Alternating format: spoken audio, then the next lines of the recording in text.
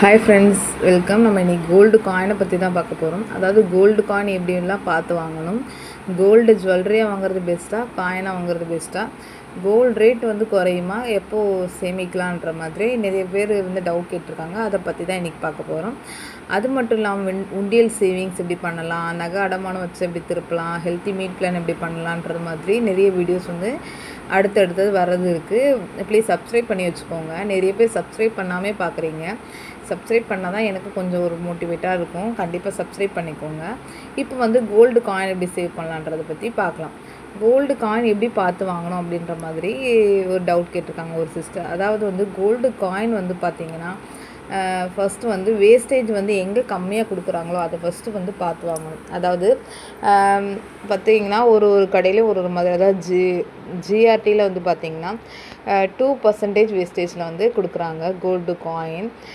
லலிதாவில் வந்து பார்த்திங்கன்னா 1.5% வந்து வேஸ்டேஜ் கொடுக்குறாங்க. அதாவது 1 கிராம் 2 கிராம்ஸ் அந்த மாதிரி வாங்கினீங்கன்னா, அதாவது ஒரு 4 கிராம்ஸ் அந்த மாதிரி வந்து பார்த்திங்கன்னா லலிதாவில் வந்து 0.5ல் வேஸ்டேஜ் கொடுக்குறாங்க. எங்கே நமக்கு நல்ல வேஸ்டேஜில் டிஸ்கவுண்ட் கொடுக்குறாங்களோ அங்கே பார்த்து வாங்குறது தான் வந்து நல்ல பெனிஃபிட்டாக இருக்கும். அதாவது மேக்ஸிமம் வந்து கோல்டு காயின் வந்து பார்த்திங்கன்னா 916 ஹால்மார்க் அந்த மாதிரி ஹெச்ஐடி, அதாவது பெரிய பெரிய கடையில் எல்லாத்துலேயுமே 916 ஹால்மார்க் ஹெச்ஐடி இருக்கும். நீங்கள் வந்து பார்த்திங்கன்னா அது அக்ஷய திருதி இந்த மாதிரி ஆஃபர்லாம் போடுவாங்க. அப்போ வந்து மேக்ஸிமம் காயினுக்கும் வந்து வேஸ்டேஜ் இல்லாமல் தான் இருக்கும்.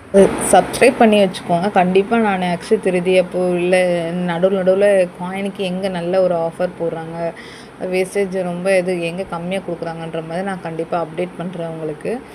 அது இல்லாமல் வந்து பார்த்திங்கன்னா சின்ன சின்ன கடையில் வந்து கோல்டு காயின் வாங்கும் போது கண்டிப்பாக அது வந்து அதில் ஹெச்ஐடி ஹால்மார்க்லாம் இருக்கான்னு சொல்லிட்டு பார்த்து வாங்கணும். அப்புறம் கோல்டு காயினாக கோல்டு ஜுவல்லரியான்னு சொல்லிட்டு ஒருத்தவங்க கேட்டிருந்தாங்க. கோல்டு காயின் தான் எப்பவும் பெஸ்ட்டு. கோல்டு ரிங் வாங்கி ஒருத்தவங்க சேர்த்து வைக்கிறேன்னு சொல்லியிருந்தாங்க. கோல்டில் ரிங்குன்னு வந்து பார்த்திங்கன்னா வச்சுக்கோங்களேன், அதுக்கு வேஸ்டேஜ் வந்து மினிமமே 8க்கு மேலே தான் இருக்குமே மினிமம். அதாவது சின்ன பொருள்னும் போது வேஸ்டேஜ் வந்து அதிகமாக போடுவாங்க. சின்ன பொருளும் போது வேஸ்டேஜ் அதிகம் போடும்போது நீங்கள் வேஸ்டேஜ் அதிகமாக கொடுத்து வாங்குறீங்க. அதாவது உங்களுக்கு தேவை உங்கள்கிட்ட ரிங்கு இல்லை, உங்கள்கிட்ட இப்போ தான் நீங்கள் நகை சேர்த்து வைக்க ஆரம்பிக்கிறீங்க அப்படின்னும் போது உங்களுக்காக ரிங்கு எடுத்துக்கலாம், உங்களுக்காக தேவையான பொருட்கள் எடுத்துக்கலாம். அதாவது ஆனால் என்கிட்ட சின்ன சின்ன பொருள் இருக்குது, நான் வந்து பெரிய பொருள் தான் வாங்கணும் அப்படின்னு நினைப்போம்ல, அந்த டைமில் வந்து இந்த மாதிரி குட்டி குட்டியான கோல்டு காயின்ஸ்லாம் வாங்கி வச்சுட்டு அதை வந்து நம்ம வந்து பெரிய ஜுவல்லரியாக மாற்றிக்கலாம். காயினாக வாங்கும் போது நீங்கள் வந்து 2% மேக்ஸிமம் 2%குள்ளே வாங்குறதுக்காக பாருங்கள். இல்லைனா வேஸ்டேஜே இல்லாத மாதிரி சில டைமில் ஆஃபர் இருக்கும், அந்த மாதிரி ஆஃபரில் வாங்கிக்கோங்க. ஆனால் வந்து நீங்கள் ரிங்காக வாங்கினீங்கன்னா நீங்கள் இப்போ வாங்கும் போதும் உங்களுக்கு வந்து வேஸ்டேஜ் வந்து அதிகமாக கொடுத்து வாங்குற மாதிரி இருக்குது, 8%க்கு மேலே. ஆனால் நீங்கள் விற்கும் போதும் உங்களுக்கு அது ஒரு கழிவு, நீங்கள் வாங்கும் போதும் 8% கொடுத்து வாங்கிட்டு திரும்ப விற்கும் போதும் உங்களுக்கு கழிவுலாம் போகும். அதனால் நீங்கள் வந்து காயின் வாங்குறது தான் பெஸ்ட்டு.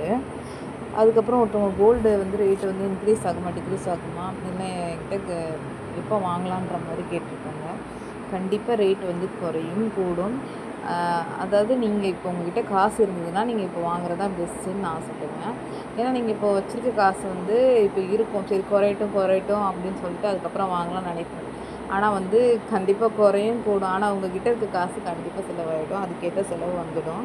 அதனால் காசு இருந்தால் கண்டிப்பாக உடனே போய் வாங்கிக்கோங்க, அதுதான் பெஸ்ட்டு. ஏன்னா திடீர்னு குறைஞ்சாலும் வந்து உங்கள்கிட்ட இருக்கும், ஆனால் காசாக இருந்தால் கண்டிப்பாக இருக்காது. உங்களுக்கு வந்து வேறு ஏதாவது டவுட் இருந்தால் கூட கீழே வந்து கமெண்ட்டில் கேளுங்க. பிடிச்சிருந்தால் லைக் பண்ணிக்கோங்க, ஷேர் பண்ணிக்கோங்க, சப்ஸ்கிரைப் பண்ணிக்கோங்க. தேங்க்யூ.